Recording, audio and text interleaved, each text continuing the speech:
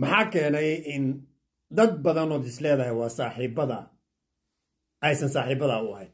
bal caawa aynu taa isleegna si yaroo gaaban horta dadka bini'aadamka ilaahay abuuray lagama yaabo marna inay horta kuu sheegaan inay xaasid aysan kugu ahayn oo mar walba waxay isaga kaa dhigayaan inuu saaxiibka yahay isaga kaa dhigaya markaad la joogto waa lagu dhoola cadaynayaa waa lagu qoslayaa markaad la joogto mask bay ku xidhan yihiin laakiin mar alla markaad ka dhaqaaqdo dhabarkaa bahal mindiya lagaa suuro sidaas darteed haddii xataa aad guul gaadho oo noloshaada guul yar aad gaadho sidaan horey kuugu sheegay waxaa laga yaabaa inay ku yidhahdaan wallaahi heblaayoy ama hebelow saaxiibkayo ama saaxiibadee guushaa aad gaadhay aad iyo aad baan ugu faraxsanahay laakiin wax ka jira male mar alla markaad dhaqaaqdo mar alla markaad saa u libirsato isla markiiba waxay raadinayaan jidkii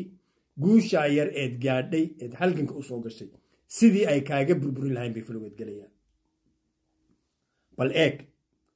waxaad naqti la qaadanaysaa qof raba inuu adigoo nool ku aaso ama jaranjaro kaa tuuro qofkaas aad saaxiibka moodaysaa waxyaalaha kale ee la yaab kale waxa weeyaan xataa isagoo caawimaadaadii u baahan ayuu weli ku necab yahay dadkiibuu kugu diri waxaadan ahayn buu kaa sheegi wax sawir aadan ahayn buu kaa bixin markaasaa waxaa laga yaabaa haddii adigu aad qof daciifa tahay ama qof aan isku kalsoonayn in uu shoog kugu dhaco tala yaroo gaaban baan ku siinaya naftaada wakhti yar oo gaaban sii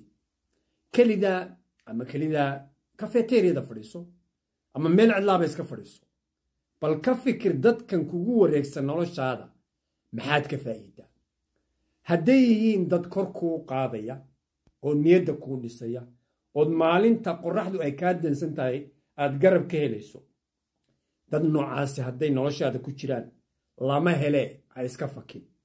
laakiin intaasoo calaamada haddaad ka weydo waxaad ula sii joogtaa walaalkayow ama walaashayay waa gardarro intaad nafta kugu jirto eed dhaqaaqi karto ee caqligaagu shaqaynayo cagaha wax ka day fideogaas markuu soo gaadho sidaad isu gaadhsiin jirteen weliba gaar ahaan dhallinyarada gaadhsiiya aad iyo aad baad u mahadsantihiin noolaada